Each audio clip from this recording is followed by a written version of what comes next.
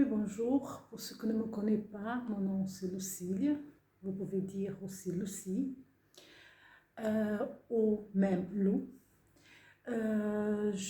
Aujourd'hui, c'est mon premier vidéo. Cette vidéo, ça va être le premier vidéo sur le YouTube. J'espère que je peux bien vous aider. Cette vidéo, c'est concernant la bonne manière de soigner vos orchidées. Je vais parler de tout concernant les orchidées. Tout le monde le sait, tout le monde qui me connaît sait que j'ai plus de 20 ans d'expérience avec les orchidées. J'ai étudié depuis 20 ans déjà, que je suis en train d'étudier à propos des orchidées. Donc je connais beaucoup, je connais tout concernant la manière de soigner, la manière de faire fleurir, la manière de couper les tiges, de rempoter et enfin tous les détails que c'est nécessaire pour bien garder vos orchidées en bonne santé, belles, avec beaucoup de fleurs. Donc, je vais essayer de faire de mon mieux pour vous aider, mais je compte surtout sur vous pour bien partager mes vidéos, bien parler de mon vidéo, de mon site sur YouTube. J'aimerais bien que vous laissez votre like, que vous commentez, faites des commentaires, faites tout le possible pour divulguer ça, pour bien m'aider. Le plus que vous pouvez le faire, le plus que ça va être mieux pour le canal. Le plus de monde qui regarde, le plus que je vais pouvoir mettre de vidéos et le plus que je vais pouvoir vous aider. Donc aujourd'hui, je suis d'abord en premier pas en train de me présenter, de montrer ce que je vais vous montrer et en même temps, je vais déjà montrer le premier pas concernant une orchidée quand vous l'achetez et que les fleurs sont finies. Qu'est-ce que vous devez le faire directement quand les fleurs sont finies? Je vais vous montrer. Donc, je suis là dans mon salon aujourd'hui. Pour l'instant, je n'ai pas encore une place idéale pour faire ça. Donc aujourd'hui, pour le premier vidéo, je vais faire mon vidéo ici. Je vais vous montrer tout concernant ce premier pas dans mon salon. Et dès qu'il y a la place, parce que je suis en train de préparer une place idéale pour le rempoter, pour tout faire, pour faire les vidéos, mais la place n'est pas encore prête, donc on va pour l'instant ici, faire ici. Je vais vous montrer, j'ai ici à côté de moi 3 orchidées. Je vais vous montrer tous les 3 parce que j'ai besoin tous les 3 pour montrer chaque pas important. Ici à côté de moi, j'ai une tasse. Pour l'instant c'est une tasse, mais normalement c'est une bouteille d'alcool avec un ciseau dedans. Dans l'alcool, le ciseau doit être dans l'alcool pour bien stériliser. La plante, c'est celle-ci, par exemple. Je vais vous montrer comment il faut couper la tige. Écoute, quand la fleur est finie, quand toutes les fleurs, je vais vous montrer un peu plus loin comme ça pour que vous voyez la fleur. Vous voyez, les fleurs sont fanées, sont finies. J'ai déjà coupé cette autre tige parce que la première vidéo j'avais fait en portugais et cette deuxième vidéo je fais en français parce que j'essaie d'aider les amis européens et les amis brésiliens et de la Sud-Amérique.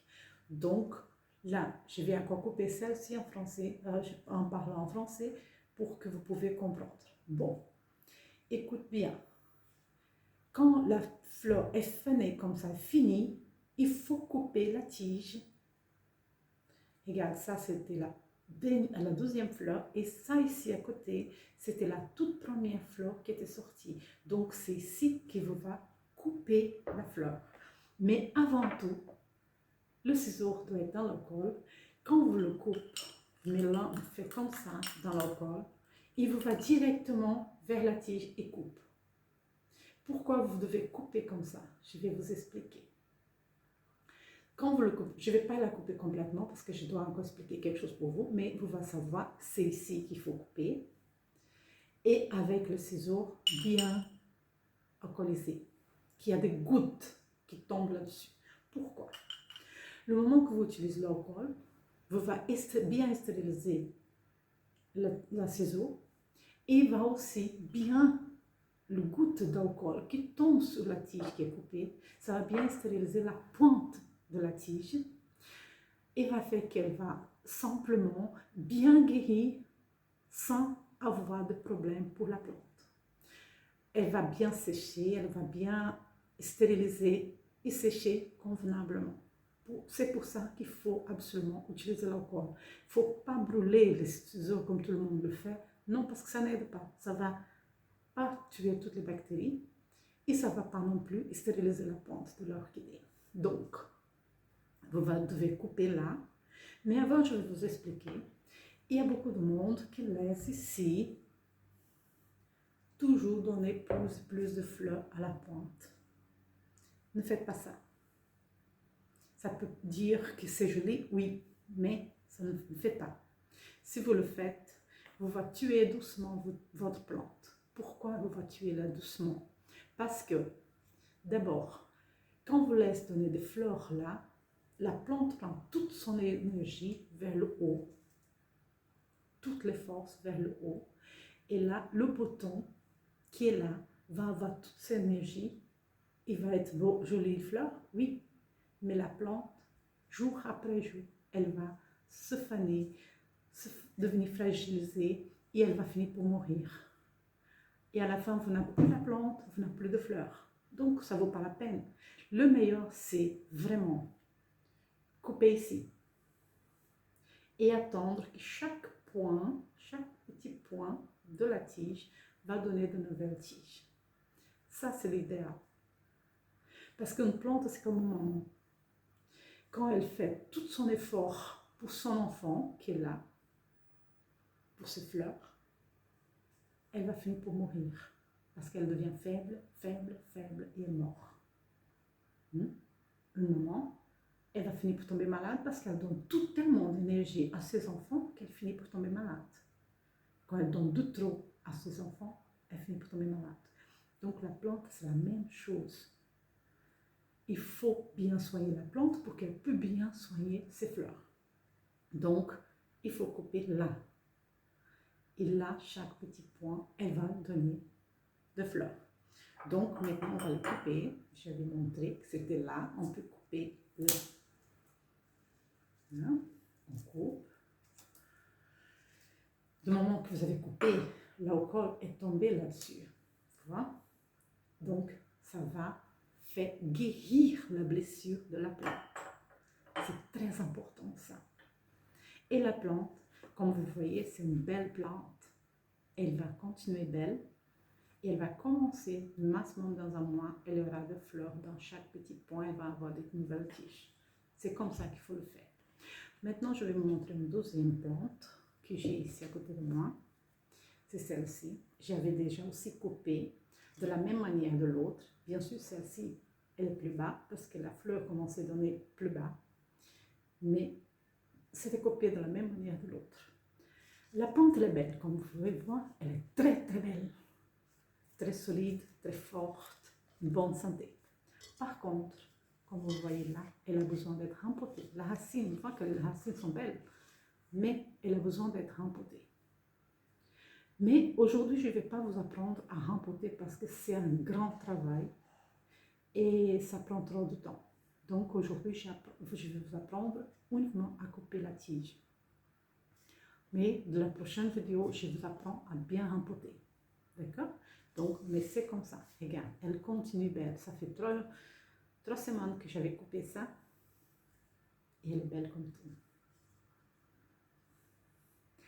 L'autre que je vais vous montrer, ça j'ai reçu d'une amie. Elle voulait en fait jeter la plante.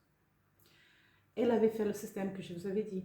Elle a laissé des fleurs et des fleurs et des fleurs qui venaient à la plante, elles viennent à la plante. Qu'est-ce qui s'est passé? La plante est devenue si faible, si triste. Regarde, elle est trop petite. Les feuilles n'arrivent pas à grandir comme il faut. Elle est mou, fragilisée, vraiment fragilisée. Parce qu'elle a donné, regarde, la feuille, normalement je devais la couper, mais je vais la garder encore. Elle est très fragile. Parce qu'elle a donné toute son énergie à la grande tige pour donner des fleurs à la plante. Et alors elle est devenue si faible, si triste, qu'elle ne peut plus. Elle voulait la jeter. Et moi, j'ai dit non, donne-moi, je vais la garder. Je vais la soigner et je vais essayer de la faire se remettre. Et je sais que je pourrais faire. Alors, dès qu'elle était arrivée, j'ai coupé la tige. Quand la plante est faible comme ça, la première chose à faire, pas couper comme les autres, pas couper comme ça, haute, non. Il faut couper comme ça, très bas, vraiment là, tout bas. Comme ça, la plante n'a plus besoin de prendre son énergie pour rien, elle a besoin de garder toute son énergie pour elle-même. Tu comprends? Toute l'énergie, toutes les forces, toutes les vitamines vont pour elle-même. Alors elle va d'abord se guérir, se soigner, se mettre belle, forte, pour seulement après, elle va vous donner une nouvelle tige là, belle comme tout, avec de belles fleurs grandes et merveilleuses fleurs. Ok? Donc, une fois que la plante est si faible, la meilleure solution, c'est de couper là en bas. Vous avez bien compris, hein? Coupe là-bas et laisse-la guérir d'abord. Ça, c'est comme un moment qui devient faible et qui doit d'abord se soigner, se guérir, se mettre convenablement avant d'avoir des enfants. Parce que tout le monde enfant ne va pas avoir de bonne santé. Et la maman non plus. Donc, cette-ci doit être de la même manière. Elle doit se guérir d'abord et après donner de nouvelles fleurs. Bon, alors c'est ça l'explication que je voulais vous donner. J'espère que vous avez aimé. J'espère que vous avez bien appris avec. Si vous avez aimé, laisse l'autre like s'il vous plaît. Partage cette vidéo avec toutes tes amies. Dis à tes amis de me suivre sur YouTube. Ça va faire de bien et je vais pouvoir mettre de plus en plus de vidéos pour vous autres. Merci de m'avoir accompagné jusqu'ici et à la prochaine vidéo. Jusqu'à la prochaine vidéo, j'espère que je vais pouvoir beaucoup plus de vidéos, mettre beaucoup plus de vidéos. Merci